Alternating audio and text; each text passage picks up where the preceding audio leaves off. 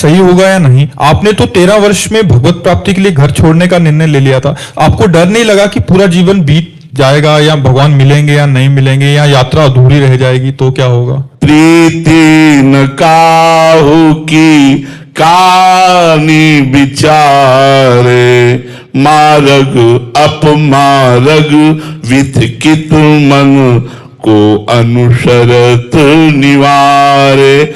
जब प्रीति का रंग चढ़ता है तो आप मार्ग में जा रहे हैं या अपमार्ग में जा रहे हैं नहीं दिखाई देता। जैसे पतंगा देखता है कि सामने वाला पतंगा आग में जलकर मर गया, लेकिन वो प्यार करता है आग से, वो जाकर उसी आग में कूदता है और भस्म हो जाता है, जल जाता है। जैसे हिरन मारने वाला वीणा की धुनी में हिरन को फंसाता मारता है, देखता है हिरन वो मरा, फिर भी उसके नजदीक जाता है क्योंकि उसको वीणा की धुनी से प्यार है। जैसे बढ़ती हुई नदी के वेग को किसी की ताकत नहीं कि रोक ले, ऐसे ही भगवान की तरफ चलने वाले की किसी की ताकत नहीं कि भयभीत करे या रोक ले, वो एक अमोघ शक्ति संपन्न हो जाता है। तो ये भय तब लगता है जब तुम संसार के सुखों का भोग करते हो, संसार को अपना मानते हो, तब लगता है इनके बिना कैसे जीऊंगा। भागा घर से, 2 प्रश्न उठे थे हमारे अंदर, हमें याद है 2 प्रश्न उठे थे। गांव से जे भी निकले तो एक बार गांव की तरफ देखा, आज तक नहीं देखा दोबारा, बस वही आखिरी दर्शन था गांव का 13 वर्ष की अवस्था में।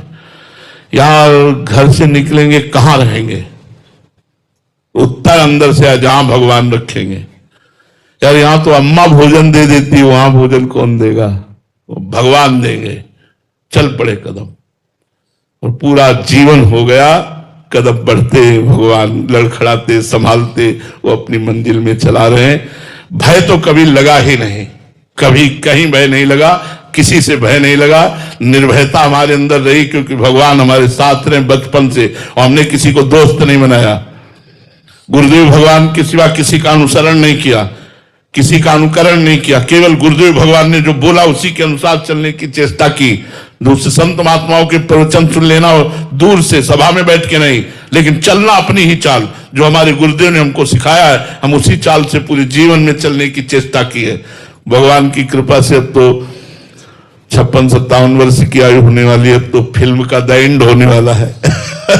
किडनी फेल है, रोज डायलिसिस हो रहा है, किसी भी समय राधेश्याम हो सकता है भगवान की कृपा से। अब क्या भय, अब तो बात बन गई, अब क्या भय है। बात जब बनी नहीं थी तब भय नहीं था, अब तो भय का कोई प्रश्न ही नहीं उठता है। तो ये जो सवाल उठते हैं ये सांसारिक धरा से उठते हैं, परमार्थिक 12 बजे तक हमें उत्तर मिल गया था। 3 बजे सुबह निकला और शायद है कि 7-8 बजे तक वहां पहुंचा होगा शंकर जी के मंदिर में। नागेश्वर महादेव नाम है उनका, जंगल में है एकांत में, वहीं जाकर बैठ गया। 12 बजे तक बैठा, मन में आया कि भूख लगी। अब हमें भिक्षा का ज्ञान ही नहीं था कि भिक्षा मांगना चाहिए, विद्यार्थी जीवन जिए थे अभी तक, तो चुपचाप बैठे थे कि अब कैसे हुए। और डर था कि कहीं मन भयभीत ना कर दे और घर वापस न पहुंचा दे, क्योंकि मन है। इतने में एक आदमी आया और बोला यहां सूरदास बाबा रहते थे, आप जानते हो? तो हम कहा नहीं, हम तो अभी थोड़ी देर पहले आए हुए हैं। तो उनका मैं उनके लिए दही लाया था, वो है नहीं, अब घर वापस लेने जाऊंगा, तुम पी लो।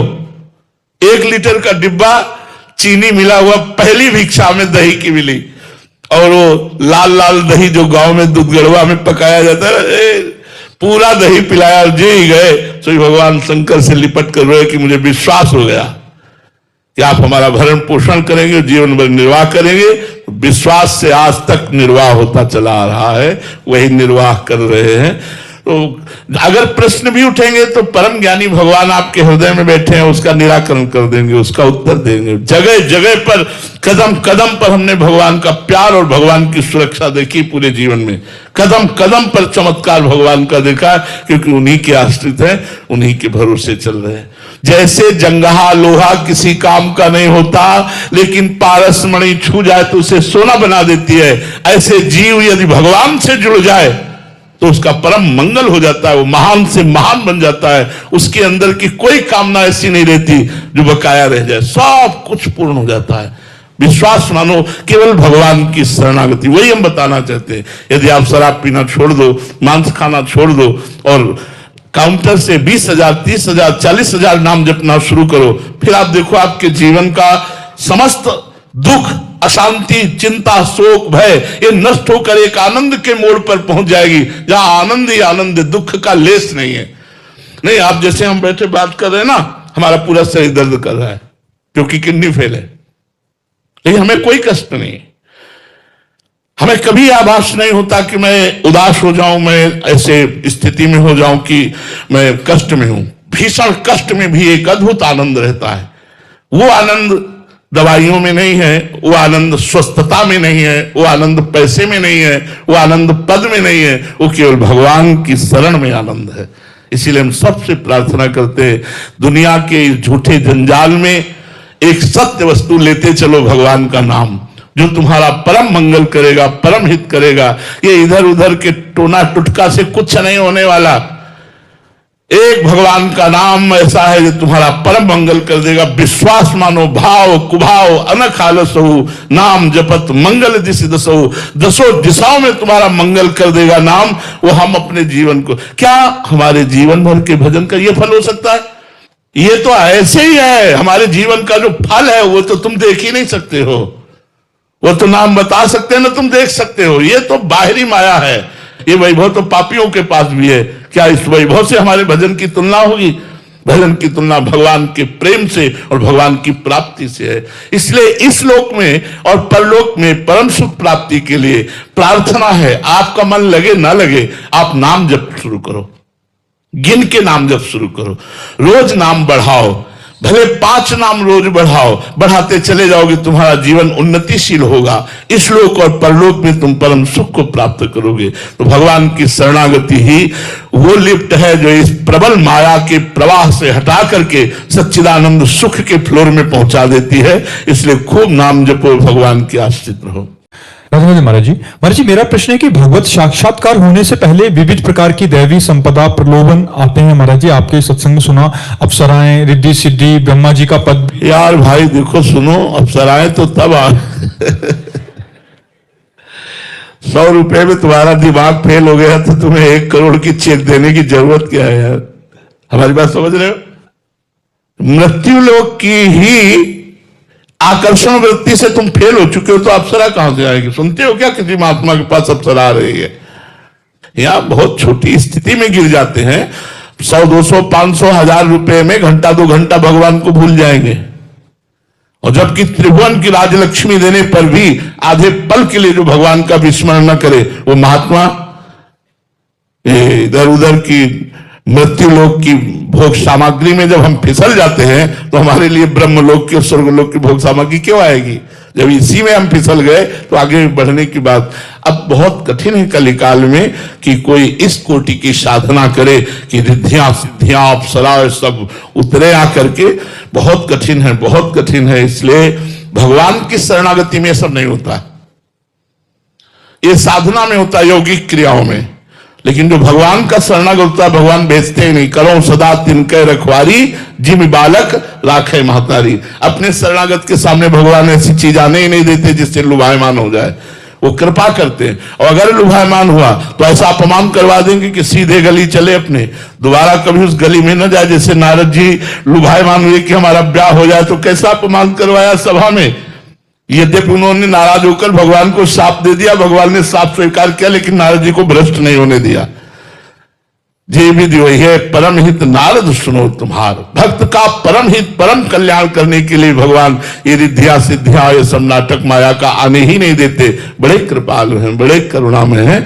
बकाया जो साधना में चलता है, या मृत्यु लोक के भोगों से बच जाए तब स्वर्ग आदि के भोग, स्वर्ग लोक के भोगों पर विजय प्राप्त कर ले तब ब्रह्म लोक का भोग। और जो भगवान का भजन करते हैं तो ब्रह्मादिक के भोग सब विषम लागत ताई, नारायण ब्रज छंद की लगन लगी है जाए। जो भगवान श्री कृष्ण से प्यार करता है वो ब्रह्मलोक के भोगों तक को विष के समान समझता है, फिर मृत्यु लोक के भोगों की बात क्या। इसलिए ये रिद्धियां सिद्धियां अप्सरा ये शास्त्रों में लिखा अब केवल रह गया है। अब तो बड़ा मुश्किल है, बड़ा मुश्किल। कह रहे थे कि महापुरुष जन इन दैवीय प्रलोभनों से कैसे बच पाते हैं महाराज जी? यार जब हमारा लक्ष्य भगवान है तो इनका प्रलोभन क्या करेगा हमें? जब लक्ष्य भगवान नहीं तो प्रलोभन कर सकता। हमारा लक्ष्य भगवान है, तो ऐसे कैसे हो सकता है? ऐसे कैसे हो सकता है कि कोई प्रलोभन हमें डिगा दे? बड़ा लक्ष्य होना चाहिए। हमें भगवान चाहिए, माया नहीं। जिसका लक्ष्य भगवान है उसे कोई नहीं गिरा सकता। और जो मनोरंजन करने के लिए बाबा जी बना है, फिर तो बात अलग अलग है। यदि भगवान की प्राप्ति के लिए लक्ष्य लिया तो कौन ऐसा है कि भगवान के मार्ग में चलने वाले को प्रलोभित कर सके? कोई ऐसा नहीं प्रलोभित कर सके। क्या है? क्या कौन सा प्रलोभन है? इन कागज के टुकड़ों का क्या किया जा सकता है? केवल भोग मिलते हैं, इसलिए रुपया मात्रशील है, इसलिए मात्रशील है, उससे भोग मिलते हैं। और भोग अज्ञान के कारण इंद्रियों को प्रिय लगते हैं, इसलिए भोग का महत्व है। अज्ञान के कारण मैं स्त्री हूं, मैं पुरुष हूं, ये देहाभिमान बैठा हुआ है, इसलिए इंद्रियों की प्रीता है। अगर ज्ञान हो जाए तो अभी आनंद का अनुभव होने लगे। कौन सी वस्तु है जिसमें प्रलोभन है? तुम्हें भोजन न दिया जाए, गले तक सोने में गाड़ दिया जाए, जीना चाहोगे? तुम्हें पानी और भोजन बंद कर दिया जाए, यहां तक रुपए से गाड़ दिया जाए, जीना चाहोगे? नहीं जीना चाहोगे आप। भोजन क्यों? प्राणों का प्यार है। और यदि भगवान से प्यार है तो प्राण भी बलिहार करने के लिए तैयार। देश से प्यार है तो हमारा कौन सा राष्ट्र का सैनिक कदम पीछे हटाता है? छाती पे गोली सहता है और दुश्मन का गला काटने के लिए उतावला हो जाता है। क्यों? उसे राष्ट्र से प्रेम है। जिसे राष्ट्र से, जिसे भगवान से, जिसे धर्म से प्रेम है, वो कभी प्रलोभनों में नहीं जाता। अगर प्रलोभन में जाता है तो उसे गद्दार कहते हैं। वो कभी भक्त नहीं हो सकता, वो कभी राष्ट्र प्रेमी नहीं हो सकता। वो गद्दार कहा जाता है जो अपने धर्म से विमुख होकर आचरण करता है। हमारे यहां उसे पाखंडी कहा जाता है और संसारिक भाषा में उसे गद्दार कहा जाता है। कोई भी राष्ट्र भक्त या कोई भी भगवत भक्त किसी प्रलोभन में आकर अपने धर्म को त्याग करे, ऐसा नहीं हो सकता। ऐसे ही जो भगवान का भक्त है उसे कोई त्रिभुवन में परास्त नहीं कर सकता। यदि पाखंड है तब तो लोभ में प्रलोभित हो ही जाएगा। कंचन कामिनी कीर्ति है, बड़ा भगवान के द्वारा दिया रचा हुआ माया का लोभ है, इसमें फिर गिर जाना होता है। इसलिए सच्ची भक्ति, सच्ची राष्ट्र भक्ति, ये भगवान की प्राप्ति का हेतु है। अंकित जी उत्तराखंड से। राधा महाराज जी, महाराज जी एक एकांतिक वार्तालाप में आपने साधना की सीढ़ियों के बारे में बताया था कि साधना की सीढ़ियां और गुरु कृपा की लिफ्ट के बारे में बताया था। तो महाराज जी ऐसे में शरणागति को आपने समझाया, कृपया मार्गदर्शन करें कि उस लिफ्ट में प्रवेश करने की वास्तविक पात्रता क्या है, उसमें यात्रा करने के नियम